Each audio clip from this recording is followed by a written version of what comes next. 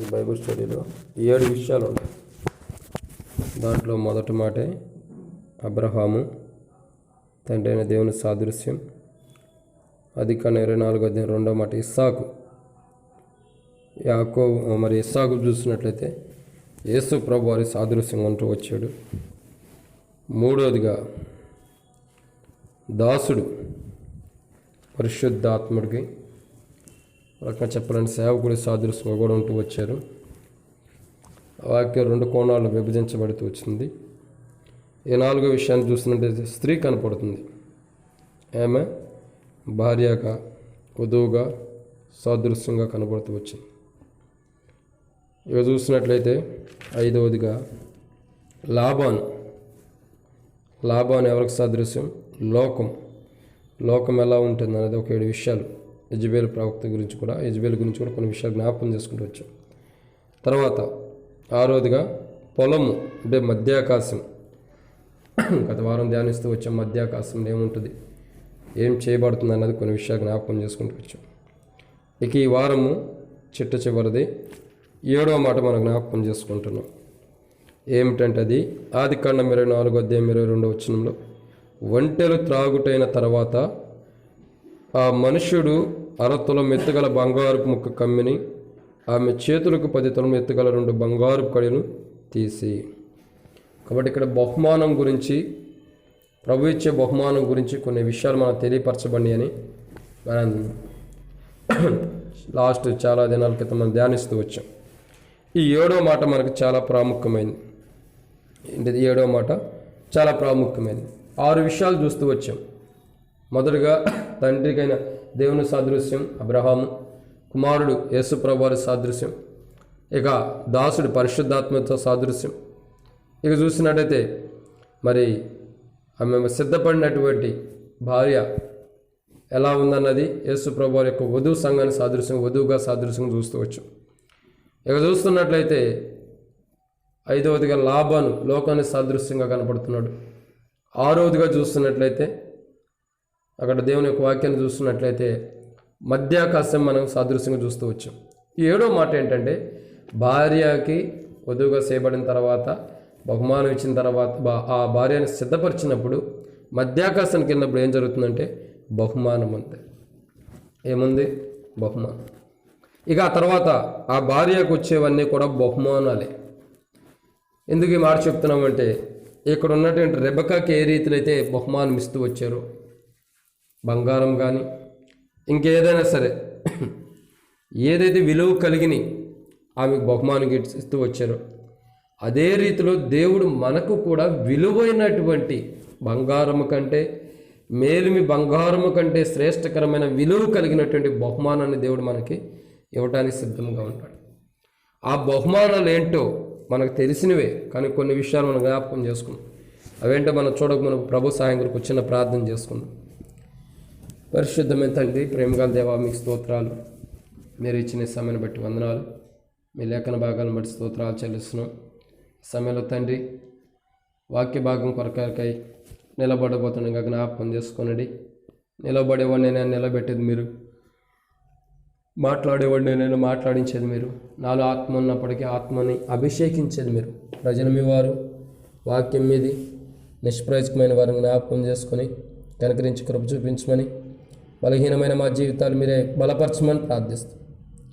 సమస్తాన్ని మీకు అప్పగించుకుంటూ నిష్ప్రయోజకమైన వాడిని ఈ వాక్యం ధ్యానిస్తానికి, ప్రకటిస్తానికి, ప్రభు వాక్యానుసారంగా జీవిస్తానికి కూడా ఎట్టి మాత్రం యోగ్యత లేని వారిని ఒప్పుకుంటూ క్షమించి కనికరించి సరిచేయమని మాతో మాట్లాడమని దయగల మీ హస్తములకు అప్పగించుకుంటూ ఈ వాక్యం అంతటిని బట్టి కేవలం ఇక్కడ కొంతమంది కాదు, బయట అనేక మంది వాక్యాన్ని వింటుండగా ప్రతి ఒక్కరి ద్వారా ప్రతి ఒక్కరి హృదయంలో నూతన కార్యం చేయమని యేసు ప్రభు పరిశుద్ధమైన నామములో ప్రార్థిస్తున్నాం తండ్రి, ఆమేన్. ఆదికాండం 24వ అధ్యాయంలో చివరి మాట ఒక మాట రాయబడుతుంది. మనం చూస్తున్నట్లయితే ఆదికాండం 24వ అధ్యాయం పరలోకంలో కొన్ని విషయాలకి జరగబోతున్న కొన్ని విషయాలు సాదృశ్యంగా ఉంటాయని ఒక 7 విషయాలు చూస్తున్నాం. దాంట్లో చివరి మాట ఏంటంటే బహుమానము.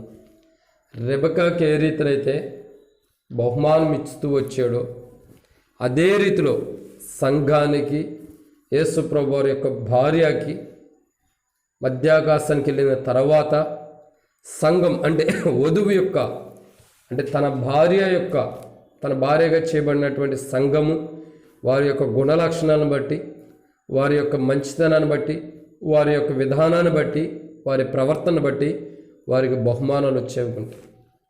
ఆ బహుమానాలన్నిటిని కూడా ఎవరైతే యేసుప్రభు వారి యొక్క వధువుగా సిద్ధపడుతున్నామో మనమందరం కూడా ఆ యొక్క బహుమానాన్ని పొందేవాడుగా ఉంటాం. బైబిల్లో ప్రభు ద్వారా పొందే బహుమానాలు చాలా ఉన్నాయి. అవి మనం ధ్యానించుకుంటూ పోతే అధికమైన బహుమానాలు ఇంకెన్నో ఉంటూ వస్తున్నాయి. కానీ రాత్రి వేళ మనం ధ్యానించేది ఏంటంటే ఒక 7 విషయాలు మనం ధ్యానిస్తున్నాం. 7 విషయాలు. ఏంటి ఆ 7 విషయాలు అంటే ప్రభు ద్వారా వచ్చే బహుమానము ఒక రకంగా చెప్పాలంటే ఆత్మీయంగా జయించే వారికి భూమి మీద ప్రతిదీ కూడా జయించుకుంటూ విశ్వాస జీవితంలో అంతరంగంలో సమస్తాన్ని జయించుకుంటూ వెళ్ళేవారికి దేవుడిస్తున్న బహుమానం. ప్రతి వ్యక్తి అంటే సంఘం ఏం చేస్తుందంటే భూమి మీద శత్రువుని జయిస్తుంది. సంఘం భూమి మీద శత్రువు పైన విజయాన్ని పొందేది ఉంటుంది. ఎవరైతే యేసు ప్రభు యొక్క రక్తం ద్వారా కడగబడిన సంఘంగా ఉంటున్నారో ఆయన రక్తం ద్వారా కడగబడిన ప్రతి సంఘము కూడా అంటే సంఘం ఒకటే, ఆయా డినామినేషన్లో ఉన్న శాఖలు వేరు. ఇప్పుడు ఇక్కడ విషయాన్ని మనం జాగ్రత్తగా ఆలోచించినట్టయితే సంఘము ఒకటే, ఆ సంఘంలో ఉన్న మనము యేసు ప్రభు యొక్క భార్యగా సిద్ధపరచబడాలి.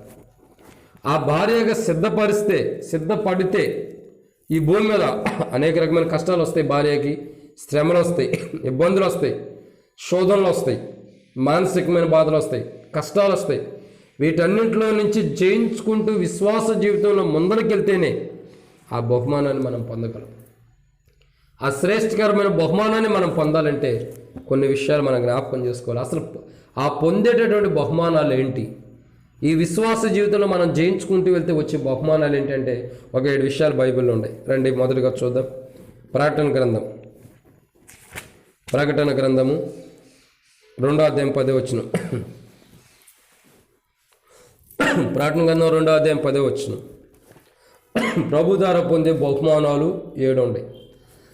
ఇంకా చాలా ఉండే బైబిల్లో. ఆ 7 మొదటి మాటను మనం చూస్తున్నాం. ప్రకటన గ్రంథం 2వ అధ్యాయం 10వ వచనం.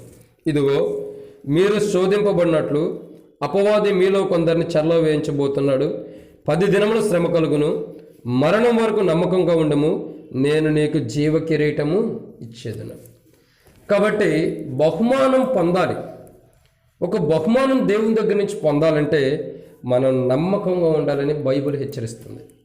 ఎలా ఉండాలా? నమ్మకంగా. దేవుని దృష్టిలో, దేవుని ఎదుట మన కార్యాలు కానీ మనం కానీ దేవుని దృష్టిలో నమ్మకం ఉంటే ఇక్కడొచ్చే బహుమానం ఏంటంటే జీవ కిరీటము. ప్రభు దగ్గర నుంచి వచ్చే బహుమానం ఏంటో తెలుసా? మనం నమ్మకంగా ఉండాలి. మనం దేవుని దగ్గర నుంచి బహుమానం పొందాలంటే మనలో నమ్మకం అవసరం.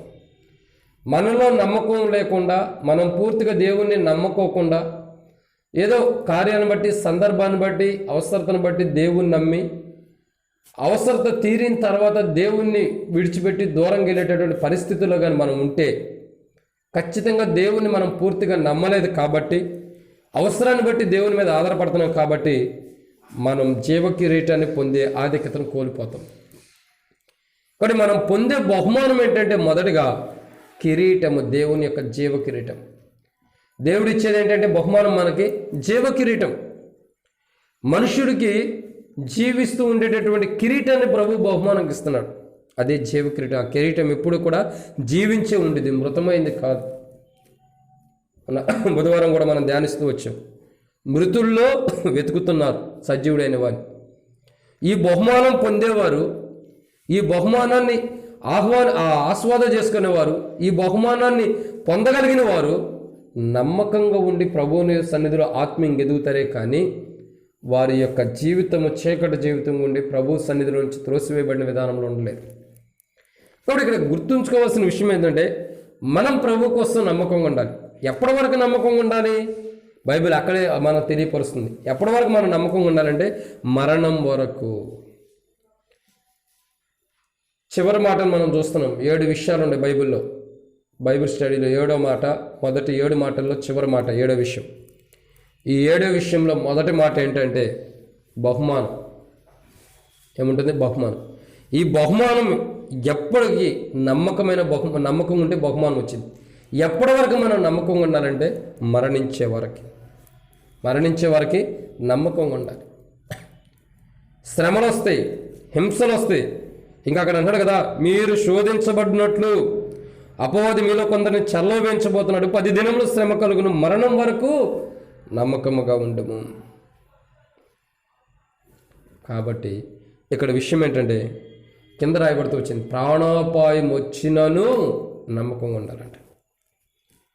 కాబట్టి మనం నమ్మకంగా ఉంటే ఆ బహుమానాన్ని మనం పొందగలుగుతాం, జీవ కిరీటాన్ని. ఎప్పటి వరకు ఉంటున్నాము? మరణం వరకు. మనం మరణించేటంత, మనం ఈ లోకాన్ని ముగించేటంత వరకు, ఈ లోకయాత్ర ముగించేటంత వరకు, ఈ లోకాన్ని సమస్తాన్ని మనం ముగించుకుని ఈ లోకయాత్ర తిరిగేటప్పుడు నల్లారా తిరిగి రండన్న స్వరం మనకు వినబడినప్పుడు మనం ఈ లోకయాత్రని ముగించుకుని ప్రభు దగ్గరికి వెళ్ళేటప్పుడు తిరిగి ప్రభు దగ్గరికి వెళ్ళేంతవరకు కూడా ఈ లోకంలో మనం నమ్మకాన్ని, ప్రభు మీద ఉండే నమ్మకాన్ని మటు కోల్పోకూడదు. ప్రభు మొదట చెబుతున్నాడు, 10 దినముల శ్రమ కలిగిద్ది, మీలో కొందరిని చెరలో వేయించబోతున్నారు, శోధనలు వస్తున్నాయి, శోధించబడబోతున్నట్లు కొద్దిగా ఓపిక బట్టి ఉండండి, నమ్మకంగా ఉండండి. శోధనలు వస్తాయి, శ్రమలు వస్తాయి, మరి బంధకాల్లో చెరలో బంధించబడబోతున్నారు. అయితే మరణం వరకు, మనిషి ముగింపు వరకు, ఈ విశ్వాస జీవితంలో మన ప్రాణం పోయేంత వరకు, ప్రాణాపాయం వచ్చినాను, బైబిల్ కింద రాయబడితే ప్రాణాపాయం వచ్చినాను, నమ్మకంగా ఉండాలంట. కాబట్టి రాత్రి వేళ మనం ప్రభు దృష్టిలో మనుషుడికి నమ్మకం లేకపోవచ్చేమో, కానీ మనం ప్రభు దృష్టిలో ఎంతవరకు నమ్మకంగా ఉంటున్నాము? మన మరణం సమీపిస్తుంది. మన మరణం ఎప్పుడు మనకు తెలియదు. నీటి మీద బుడగ లాంటిది, అనేక పర్యాయములు మనం చెప్తూ వస్తాం. కానీ అదే లోతుగా మనం ధ్యానించినట్లయితే మన మరణం ఎప్పుడు వస్తుందో మనకు తెలియదని మనం చెప్పినప్పుడు, మనకే మరణం వస్తుంటే మనం ఏం చేయాలి? మరణము ఎప్పుడు వస్తుందో తెలియదని చెప్పే మనకే మరణం వస్తుంటే ఏం చేయాలి? నమ్మకంగా ఉండాలి. చివరి గడియ వరకు, ముగింపు వరకు, ఈ లోకయాత్ర ముగించేటంత వరకు నమ్మకం అవసరం. బైబిల్ హెచ్చరిస్తుంది మనం ఎంతవరకు ప్రభు మీద నమ్మకం కలిగి ఉంటున్నాం, ప్రభు కార్యాల మీద ఎంతవరకు నమ్మకం కలిగి ఉంటున్నామో పరీక్షించుకుందాం. బహుమానం పొందాలి. ఆ బహుమానం పొందాలంటే నమ్మకం అవసరం. ఆ నమ్మకంగా ఎప్పటి వరకు ఉండాలంటే మరణం వరకు.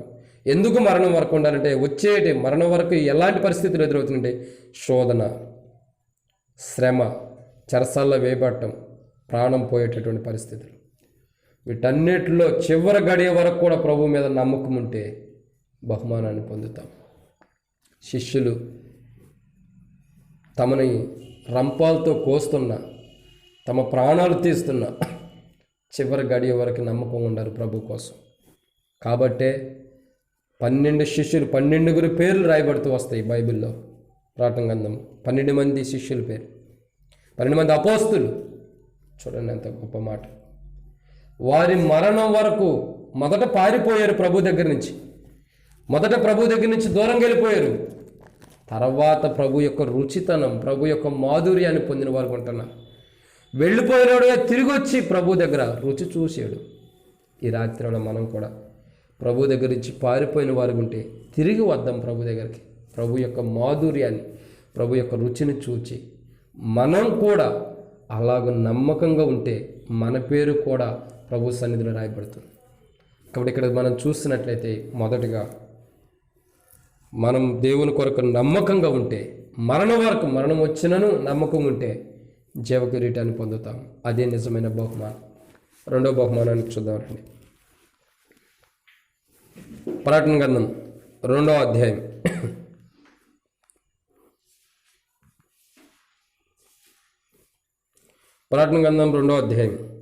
26వ వచనం 27వ వచనం. ప్రకటన 2, 26, 27 వచనాలు. నేను నా తండ్రి వల్ల అధికారం పొందినట్టు జయించుచు అంతం వరకు నా క్రియలు జాగ్రత్తగా చేయడానికి జనముల మీద అధికారం ఇచ్చేదను. అతడు ఇనుప దండముతో వారి నేలను. కాబట్టి ఇక్కడ చూసినట్లయితే రెండవ బహుమానం మనకు తెలియపరచబడుతుంది. మొదటి బహుమానం ఏమో ఏంటిది? మొదటి బహుమానం జీవ కిరీటం. రెండో బహుమానం ఏంటంటే జనుల మీద అధికారాన్ని ఇస్తున్నాడు దేవుడు. అది ఒక బహుమానమే. దేవుడు ఏం చేస్తున్నాడు? జనుల మీద అధికారం ఇస్తున్నాడు. ఇనుప దండముతో ఏలటానికి జనుల మీద అధికారాన్ని ఇస్తున్నాడు. కీర్తన గ్రంథం ఇదే మాట రాయబడుతూ వచ్చింది. కీర్తన గ్రంథము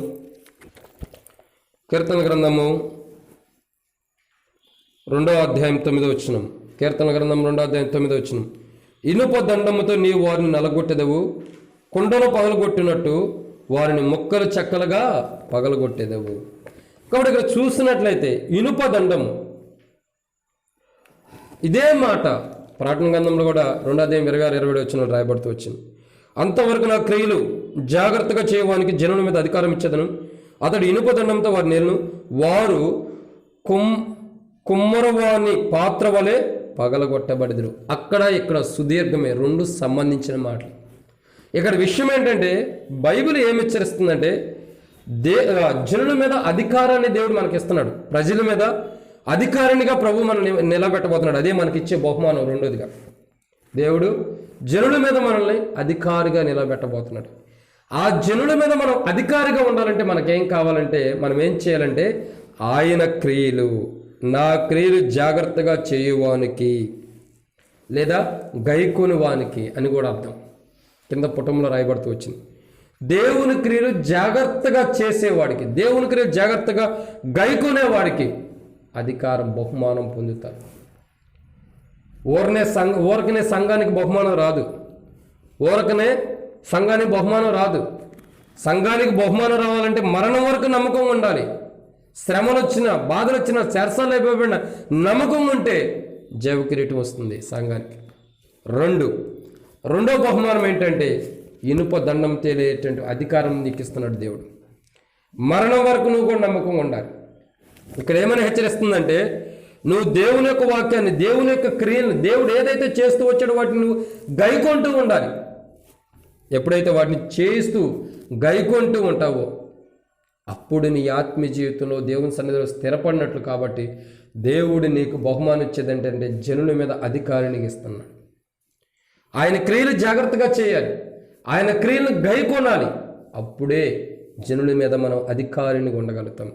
ఆ రాజ్యంలో, ఆ ప్రభు యొక్క రాజ్యంలో అధికారిగా మనం ఉండాలంటే ఆయన క్రియలను భూమి మీద జాగ్రత్తగా గైకొనాలి లేదా జాగ్రత్తగా చెయ్యాలి. ఇక్కడ విషయం ఏంటంటే ఎంతమంది తమ క్రియలు జాగ్రత్తగా కాపాడుకుంటున్నారు? ఇప్పుడు చూడండి, భూమి మీద ఏదైనా ఒక అధికారి పోస్ట్ వచ్చిందంటే ఎంత సంతోషిస్తారు. ఇప్పుడు ఎక్కడ దాకా దానికి ఈ దినాల్లో ఎలక్షన్ జరుగుతూ వచ్చినాయి. మేయర్ల పోస్టులని, మున్సిపాలిటీ. ఒక వ్యక్తిని అనుకోకుండా అతని వ్యక్తిని మేయర్ చేస్తే ఎంత సంతోషిస్తాడు. అనేకుల మీద, ఆ మున్సిపాలిటీ అంతటి మీద మరి తన అధికారినిగా చేస్తే ఎంత సంతోషిస్తాడో. అధికారినిగా చేస్తానన్న వ్యక్తిని చేయకోకుండా పక్కకు నెట్టివేస్తే ఆ వ్యక్తి ఎంత బాధపడతాడో. ఒక వ్యక్తి సంతోషం, ఒక వ్యక్తి బాధ ఒకే సందర్భం. ఇక్కడ విషయం ఏంటంటే మనకి ప్రభు అధికారాన్ని ఇస్తే ఆ పొందే అధికారాన్ని మనం సంతోషంగా అనుభవించాలంటే ఆయన క్రియలు జాగ్రత్తగా చేయాలి. ఎందుకు మాట్లాడుతున్నామంటే ఆ వ్యక్తికి, మున్సిపాలిటీ చైర్పర్సన్కి కానీ బాధ్యత అప్పగించినప్పుడు సరైన కోణంలో కానీ నెరవేర్చకపోతే అతని పోస్టు తొలగించబడింది. ఏ పోస్ట్ అయినా సరే, ఏడే కాదు, ఏ కంపెనీలో ఎక్కడే జాబ్ చేసినా సరైన విధానంలో మనం కానీ కొనసాగించకపోతే మనం చేస్తున్న జాబ్ని తీసివేసి ఎదుటి వ్యక్తికి ఇచ్చేది ఉంటుంది. ఇక్కడ విషయం ఏంటంటే అదే దేవుడు మనల్ని అధికారినిగా చేయాలని ఇష్టపడుతున్నాడు. అలా మనం అధికారిగా ఉండాలంటే మనం భూమి మీద ఆయన క్రియలు జాగ్రత్తగా చేయాలి. ఎప్పుడైతే అలా జాగ్రత్తగా చేస్తామో దేవుని యొక్క బహుమానం అంటే అధికారినిగా ఉంటాం. దేవుని ద్వారా బహుమానం పొంది ఆ బహుమానం ఏంటంటే అధికారినిగా చేయబడుతున్నాం. ఇక మూడో విషయం చూద్దాం రండి. మూడో విషయాన్ని చూద్దాం. ప్రకటన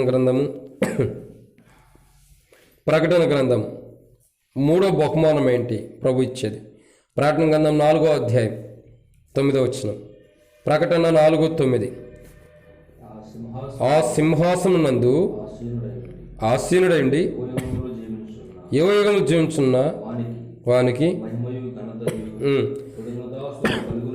కలుగును కాకని చాలు. దాని తర్వాత మనం చదువుకోవాల్సిన మాట ప్రకటన గ్రంథం 3వ అధ్యాయం 21వ వచనం కూడా చదువుకుందాం. ప్రకటన గ్రంథం 3వ అధ్యాయం 21వ వచనం. నేను జయించి నా తండ్రితో కూడా ఆయన సింహాసనం నందు కూర్చుని ఉన్న ప్రకారము చాలు. కాబట్టి ఇక్కడ చెప్పబడే మూడో మాట ఏంటంటే సింహాసనము. ఆయన సింహాసనం మీద ఆసీనుడై ఉన్నాడు. ఆసీనుడైన వాడు మనకు బహుమానం ఇవ్వడానికి ఇష్టపడుతున్నాడు సంఘానికి. ఏంటి ఆ బహుమానం? ఎలా పొందుతామంటే విశ్వాస జీవితాలన్నింటినీ జయించుకుంటూ వెళ్తే, ప్రతిదాన్ని జయించుకుంటూ వెళ్తే ఆయన సింహాసనం మీద ఉన్నట్లు మనల్ని కూడా ఆయన సింహాసనం మీద కూర్చొని పెడుతున్నాడు. అంటే ఏం చేస్తున్నాడు? ఆయన ఏ సింహాసనం మీద కూర్చున్నాడో ఆ సింహాసనం మీద మనల్ని కూడా కూర్చోబెడుతున్నాడు. చూడండి ఎంత గొప్ప త్యాగం. ప్రభు యొక్క ప్రేమ ఎంత గొప్పది. ఇప్పుడు చూడండి, మనం కుర్చీలో కూర్చున్నామంటే ఒకవేళ ఏదైనా పెద్ద వ్యక్తి వచ్చినా, మనం కుర్చీలో కూర్చున్నాక ఎవరైనా పెద్ద వ్యక్తి వస్తే కొంతమంది లేచి కుర్చీ ఇవ్వడానికి కూడా ఇష్టపడరు. కొంతమంది లేచి కుర్చీ ఇవ్వడానికి ఇష్టపడరు. కొంతమంది అయితే సేవకుని ఎదుటే కాళ్ళు మీద కాలేసి కూర్చుంటారు. కొంతమంది సేవకుని ఎదుటే కాళ్ళు మీద కాలేసుకుని లెక్కలేని విధానం జీవిస్తారు. కనబడే సేవకుడికి విలువైనప్పుడు కనబడని దేవుడికి ఏమిస్తున్నారు? సరే, ఆ కూర్చున్నటువంటి పొజిషన్లో నుంచి లేచి మరొకరికి కూర్చోడానికి సమయం ఇవ్వటం లేనప్పుడు, ఏదైనా కుర్చీ మీద మనం కూర్చున్నప్పుడు ఎదుటి వ్యక్తి కొద్ది కష్టంగా ఉండ, బాధ ఉండ, ఆ వ్యక్తికి మనం లేచి సీట్ ఇవ్వలేనప్పుడు పరలోకంలో దేవుడి మొట్టుకి మనం ఇవ్వలేకపోయినా మనకిస్తున్నాడు ఆ బహుమానం. ప్రభు ఇచ్చే బహుమానం ఏంటంటే మూడవదిగా ఆయన సింహాసనం మీద కూర్చోబెడుతున్నాడు. అదే ఒక బహుమానం మనకు. ఆయన ఎక్కడ కూర్చుంటున్నాడు? ఆ సింహాసనం మీద మనం కూర్చోబెడుతున్నాడు. ఏమంటున్నాడంటే అక్కడ, నేను జయించి నా తండ్రితో కూడా ఆయన సింహాసనంలో కూర్చున్న ప్రకారం జయించు వాడిని నాతో కూడా నా సింహాసనం నందు కూర్చున్నవాడు. చెవి గలవాడు వినుగాక సంగములతో ఆత్మ చెప్పుచున్నమాట. సంగములతో ఆత్మ చెప్పుచున్నది.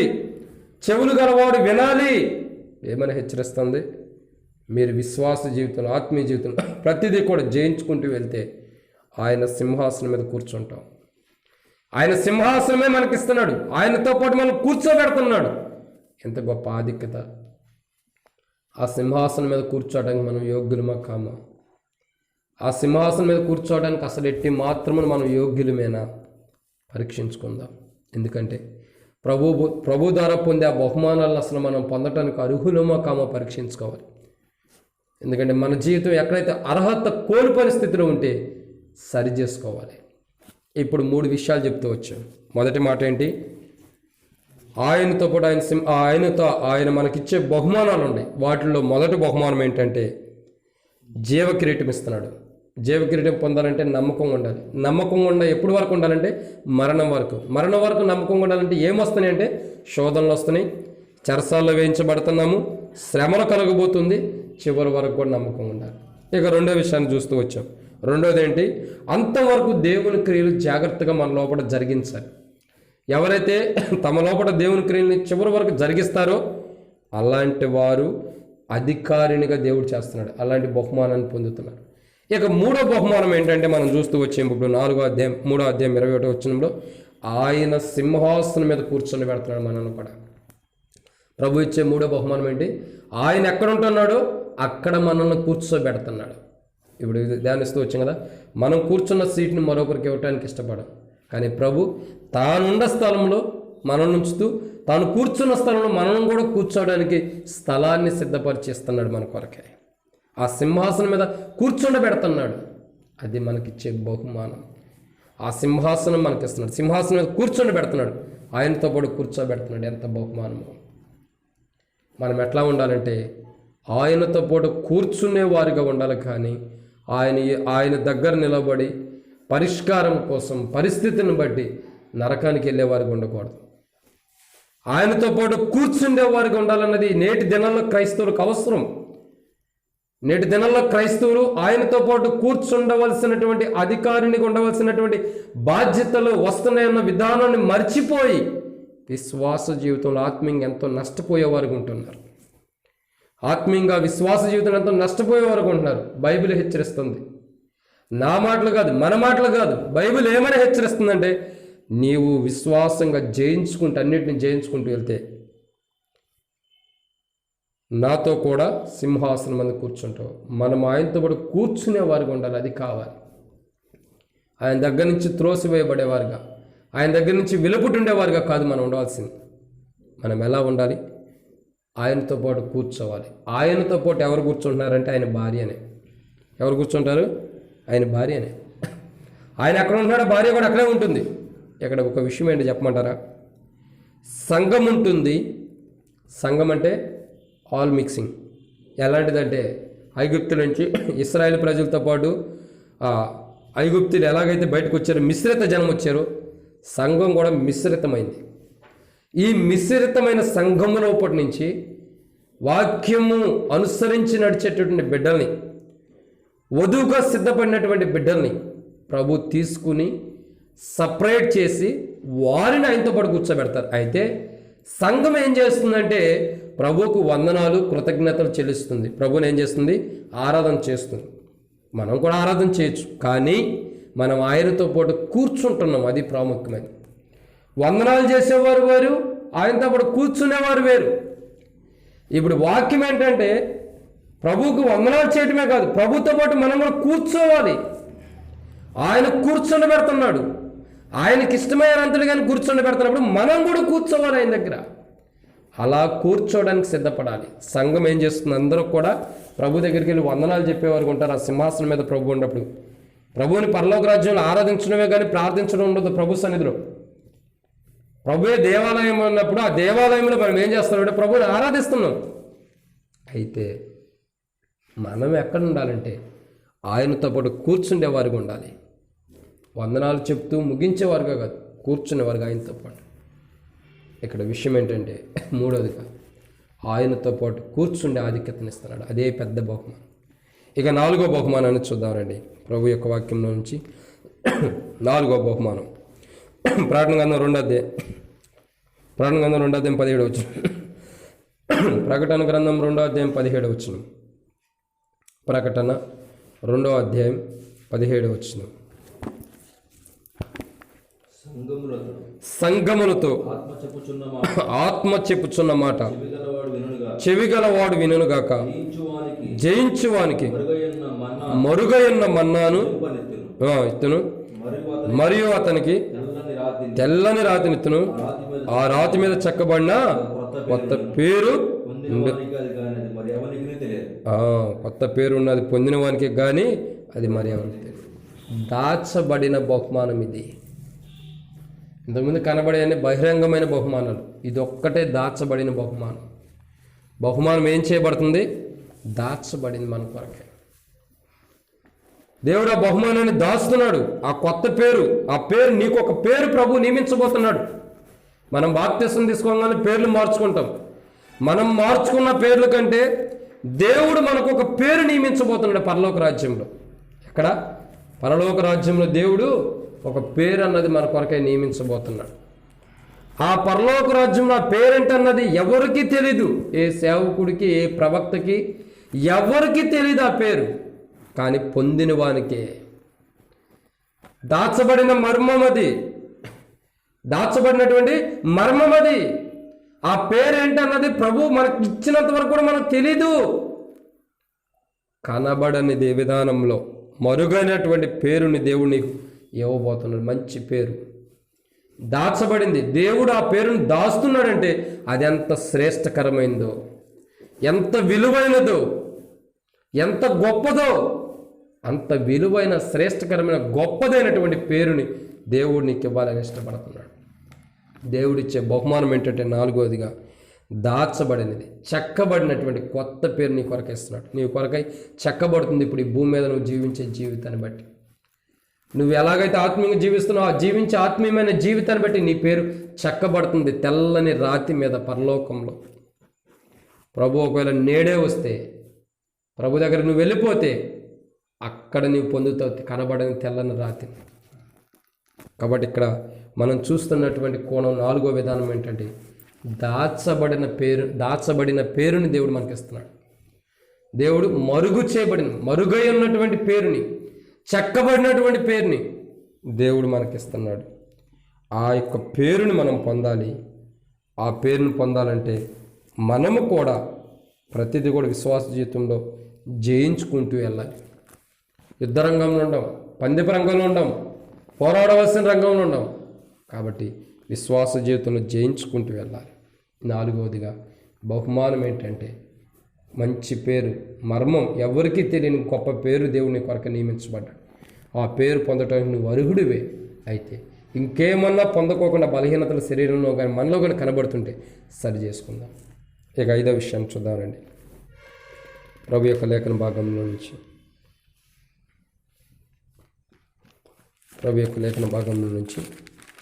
5వ విషయాన్ని చూద్దాం.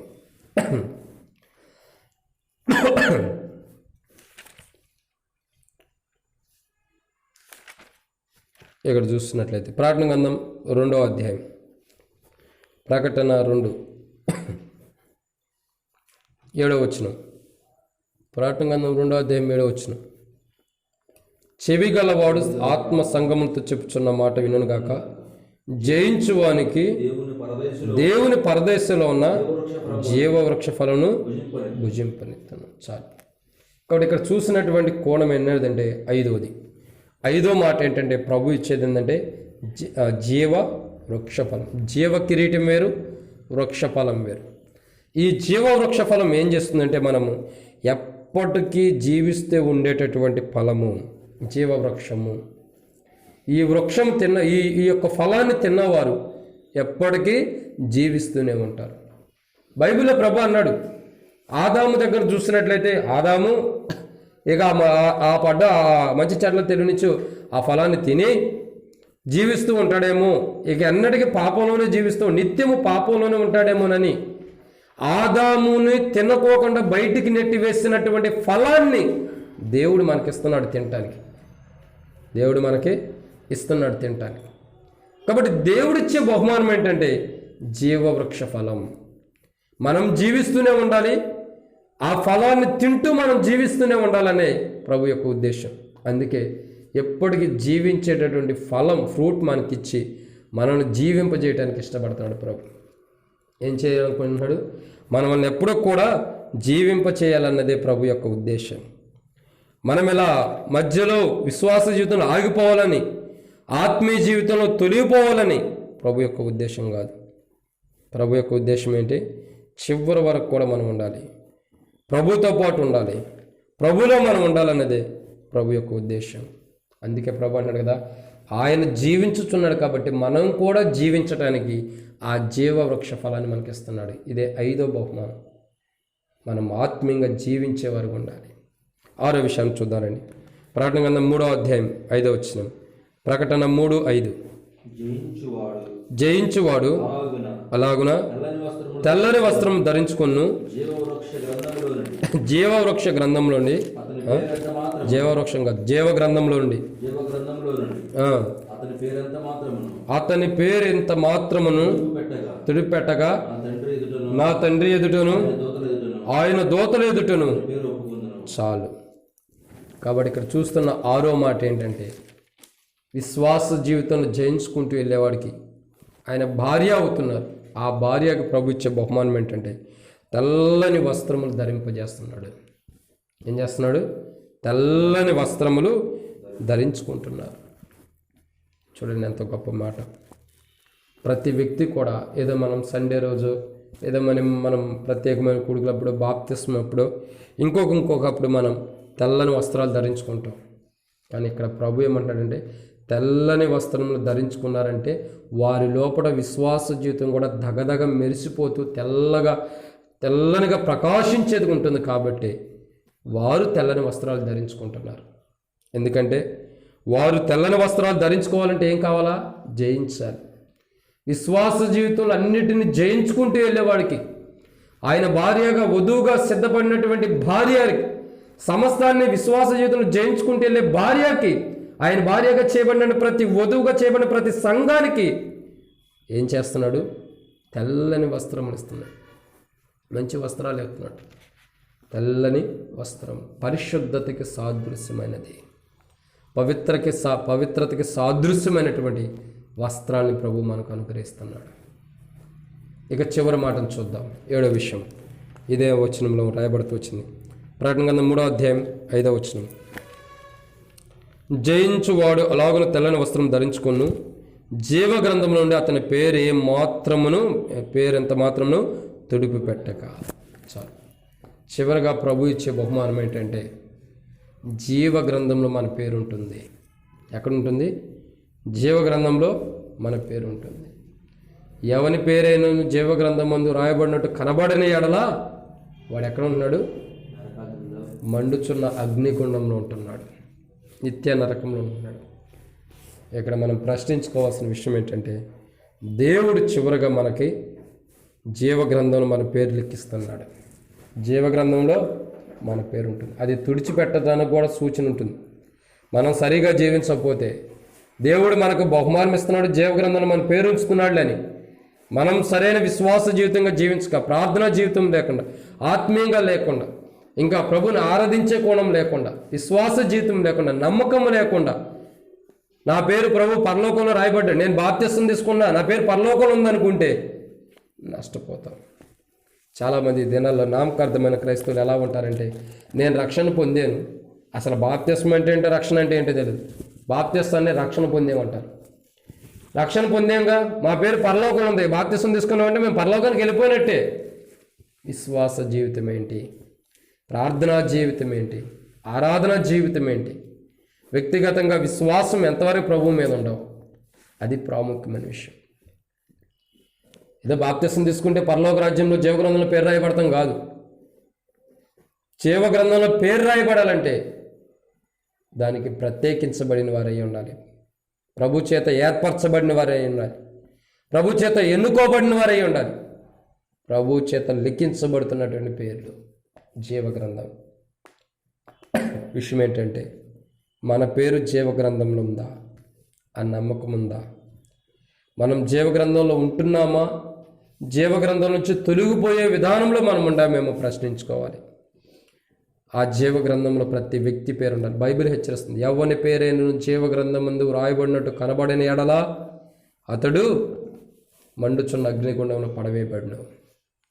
ఇంత బైబిల్ చెప్పిన, వాక్యం చెప్పిన, ఎంత ప్రార్థన చేసిన, ఎంత వాక్యం బోధించిన, చివరికి మన వ్యక్తిగత జీవితం, మన ఆత్మీయ జీవితం గురించి జీవగ్రంథంలో లిఖించబడకపోతే ఎంత బైబిల్ చదివినా, ఎంత వాక్యం చెప్పినా, ఎంత వాక్యాన్ని ధ్యానించినా చివరికి మనం వెళ్ళేది ఎక్కడికి? నిత్య నరకానికి. కానీ ప్రభు మనకి ఆ జీవగ్రంథంలో మన పేరు ఉంచడానికి ఇష్టపడుతున్నాడు. ఆ పేరు మనకు అవసరం. ఆ పేరును మనం పొందాలంటే మన వ్యక్తిగత జీవితం మనం కాపాడుకోవాలి. ఎంతవరకు ప్రభువులు ఆత్మీయంగా నడుస్తున్నాము? మరణ వారికి ఎంతవరకు నమ్మకం ఉంది? వస్తున్న శ్రమను బట్టి తొలగిపోతున్నావా? కష్టాన్ని బట్టి తొలగిపోతున్నావా? బాధను బట్టి తొలగిపోతున్నావా? ఇబ్బందులను బట్టి ప్రభు సన్నిధిలోకి రాకుండా, లేదా ప్రభు సన్నిధిలో ఆత్మీయంగా తొలగిపోయిన వాడుకుంటున్నా? పరీక్షించుకో. ఒకసారి మనం పరీక్షించుకుందాం. మన విశ్వాస జీవితం ఎంతవరకు ఉంది? మన ఆత్మీయ జీవితం ఎంతవరకు ఉంది? జీవగ్రంథంలో దేవుడు నీ పేరు రాయాలని ఇష్టపడితే ఆ పేరుని ఎందుకు తుడిచిపెట్టుకోవాలని ఇష్టపడుతున్నావు? ఏవైతే దేవుడు అసహ్యమైనవి, ఏవైతే దేవుడు అయిష్టకరమని, ఏవైతే దేవుడు ఇష్టపడని, దేవుడు అసహించుకునే ఏవైతే మనలో కనబడుతున్నాయో వాటిని తొలగించుకుంటే మన పేరు జీవగ్రంథం రాయబడుతుంది. కాబట్టి అలా మన పేర్లన్నీ జీవగ్రంథం రాయబడతాను. ప్రభు సహాయం చేయాలి. 7 విషయాలు జ్ఞాపకం చేసుకుంటూ వచ్చాను. మొదటి 7 మాటలలో 7వ విషయం. మొదటి మాటలు 7 మాటలు ఏంటి? ఆదికాండం 24వ అధ్యాయంలో కొన్ని విషయాలు పరలోకానికి, కొన్ని ప్రభు రాగలంలో కొన్ని విషయాలు సాదృశ్యంగా ఉన్న జ్ఞాపకం చేసుకుంటూ. దాంట్లో మొదటి మాట అబ్రహాము తండ్రి అయిన దేవుని సాదృశ్యంగా ఉన్నాడు. రెండవ మాట ఇస్సాకు యేసు ప్రభు వారి సాదృశ్యంగా ఉన్నాడు. తండ్రి అయినది అబ్రహాము రక్తమాంసంలో పాలివారికి ఏ రీతిలో ఉన్నారో చూస్తూ వచ్చాం.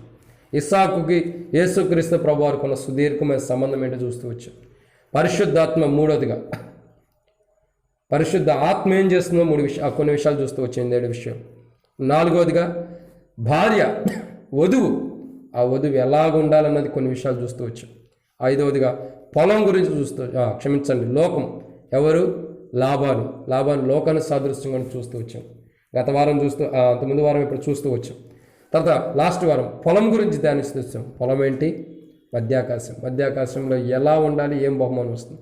ఇక చివరిగా చివరిది 7వ మాట ఏంటంటే ప్రభు దగ్గర బహుమానం ఉంది. ఆ బహుమానాన్ని మనం పొందాలంటే, ఆ బహుమానంలో మనం ఉండాలంటే చివరిగా 7వ మాట ఏంటి? బహుమానం. ఆ బహుమానాన్ని మనం పొందాలంటే ఎలా ఉండాలో బైబిల్ హెచ్చరిస్తుంది. మరణం వరకు నమ్మకంగా ఉండాలి, క్రియలు జాగ్రత్త చేయాలి, విశ్వాస జీవితాలన్నింటినీ చేయించుకుంటూ వెళ్ళాలి, ఆత్మీయ జీవితాలన్నింటినీ చేయించుకుంటూ వెళ్తే దేవుడు మన కొరకై 7 బహుమానాలు సిద్ధపరిచాడు. బహుమానాలు చాలా ఉండే బైబిల్. 7 విషయాలు జ్ఞాపకం చేసుకుంటాం. దాంట్లో మొదటి మాట ఏంటి? ప్రభు మనకి ఇచ్చే బహుమానాలు 7 ఉండే. దాంట్లో మొదటి మాట ఏంటి? జీవ కిరీటం. రెండో మాట ఏంటి? అధికారిని చేస్తున్నాడు. మూడో మాట ఏంటి? మూడవదిగా ఏం చేస్తున్నాడు దేవుడు? సింహాసనం ఇస్తున్నాడు. నాలుగవదిగా ఇక్కడ చూస్తూ వచ్చాం, కొత్త పేరు మనకి ఇస్తున్నాడు, చక్కబడిన పేరు. 5వ బహుమానం ఏంటంటే జీవవృక్ష ఫలాన్ని తినేట ఆధిక్యతనిస్తున్నాడు. అదే ఒక బహుమానం. 6వ విషయాన్ని చూసినట్లయితే ఏంటి ఆ మాట? 6వదిగా ప్రకటన గ్రంథం 3వ అధ్యాయంలో 5వ వచనం చూస్తూ వచ్చాం. ఏంటిది? తెల్లని వస్త్రం. 7వ విషయం ఏంటి? జీవ గ్రంథంలో మన పేరు ఉంటుంది.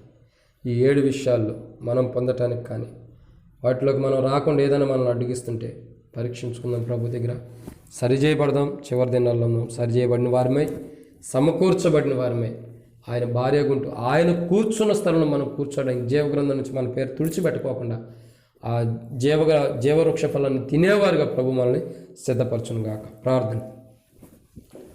పరిశుద్ధమైన తండ్రి, ప్రేమగల దేవా, మీకు స్తోత్రాలు. ఇచ్చిన ఈ వాక్యాన్ని బట్టి మీకు స్తోత్రాలు. విత్తబడినటువంటి వాక్యాన్ని నీరు కట్టి ఫలింపచేయమని, మీరు మాకు ఇస్తున్న బహుమానాలు, మీరు మాకు ఇస్తున్న ఆశీర్వాదాలు అది ఎంతో శ్రేష్టకరమని, ఆ బహుమానాల ఆశీర్వాదాన్ని మేము కోల్పోయే వరకు ఉండకూడదు. వధువుకి, భార్యకి మీరు బహుమానం ఇస్తున్నారు. అసలు భార్య ఎలా ఉండాలో ఎన్నో విషయాలు మేము ధ్యానించుకుంటూ వచ్చాం. అయితే ప్రేమగల తండ్రి, ఈ రాత్రి వేళ తండ్రి ప్రభా, చివరి మాట 7వ విషయాన్ని ప్రభు రాగడ సమీపిస్తుంది కాబట్టి 7వ మాటను ధ్యానించుకుంటూ వచ్చాం. ప్రభా, బహుమానం ఉందని బైబిల్ హెచ్చరిస్తుంది. వాని క్రియలను బట్టి ప్రతి వానికి ఇచ్చుటకు నేను సిద్ధపరిచిన జీతం ఐగురుందని బైబిల్ హెచ్చరిస్తుంది. మాకు ఇచ్చిన బహుమానాన్ని మేము కోల్పోకుండా ఆ బహుమానాన్ని, పొందినటువంటి బహుమానాన్ని కాపాడుకుంటుండేవారుగా సిద్ధపరచండి. ఎవడనూ నీ కిరీటమును అపహరించకుండా కాపాడుకోమని బైబిల్ హెచ్చరిస్తుంది. మాకు ఇచ్చే బహుమానాన్ని ఎవడు త్రోసివేయకోకుండా, ఎవరు తినివేయకోకుండా, ఎవరు లాగేసుకోకుండా మా బహుమానాన్ని మేమే పొందేవారుగా సిద్ధపరచండి దేవా. ఆ బహుమానాలు పొందుకోకుండా ఏవైతే మాలో బలహీనతలు శత్రువు తీసుకొచ్చి మాకు అడ్డుగా చేస్తున్నాయో వాటిని మీరు క్షమించి సరిచేయమని, బలహీనమైన మా జీవితాన్ని క్షమించండి. ప్రార్థన ఏకీభించిన బిడ్డను, ప్రార్థన వింటున్న బిడ్డను, వాక్యం విని తమ జీవితాలు సరిచేసుకుంటున్న ప్రతి బిడ్డని దీవించి ఆశీర్వదించమని, ఆయా బలహీనంగా ఉన్న బిడ్డలందరి కొరకు ప్రార్థిస్తాం. వారి అవసర ప్రకారం తీర్చి మీరు మహింపను, ప్రతి అవసరత క్రీస్తు మహిమను తీర్చమని బలహీనంగా ఉన్న బిడ్డలందరి కొరకు ప్రార్థిస్తాం. ప్రార్థన రిక్వెస్ట్లో ఉన్న ప్రతి ఒక్కరి ప్రార్థన, ఇప్పుడు సమయం లేదు కానీ ప్రతి ఒక్కరి ప్రార్థన మీరు అంగీకరించే సమాధానాన్ని ఇమ్మని, ఆయా వివాహాల కొరకు ఎదురు చూసేవారు, ఎగ్జామ్స్ కొరకు ఉన్న వారి కొరకు, మరి ప్రభా ఇంకా ఆయా పనుల కొరకు ఉన్న వారి కొరకు, జాబ్ చేసుకునే వారి కొరకు, ప్రసవించే సహోదరుల కొరకు, ప్రతి ఒక్కరి కొరకు ప్రార్థిస్తున్నాం. పేరున దీవించమని, జాబ్ కొరకు ఎదురు చూస్తున్న బిడ్డలు కూడా అనుగురించి మిగతా సమయంతో దీవించమని, చిన్న బిడ్డ స్తోత్రాలు. వాక్యం వింటూ ఉండగా వారి జీవితాల్లో మరి బాబు మీరు అనుగ్రహించినట్లే నూతనమైన వాక్యాన్ని బట్టి స్తోత్రం. విన్న వాక్యానుసారం మేము జీవించినట్టు సాయం చేయండి. తిరిగి వెళ్తాను. దీవెనల ఆశీర్వాదాలు మీరు అనుగ్రహించమని, సమస్తాన్ని మీకు అప్పగించుకుంటూ శత్రుగారి లయపరిచి మీరే కార్యించమని యేసు ప్రభు పరిశుద్ధమైన నామములో ప్రార్థిస్తున్నాం తండ్రి, ఆమె. మన తండ్రి అయిన దేవుని ప్రేమ, కుమారుడైన యేసు ప్రభు వారి కృప, పరిశుద్ధాత్మిక సావాసము సన్నిధి ఇప్పుడునే చేరిన బిడ్డలకి సార్వత్రిక సంఘాన్ని సదాకాలం దేవుని కృప మహదేశ్వరం తోడే నడిపించును గాక. ఆమె.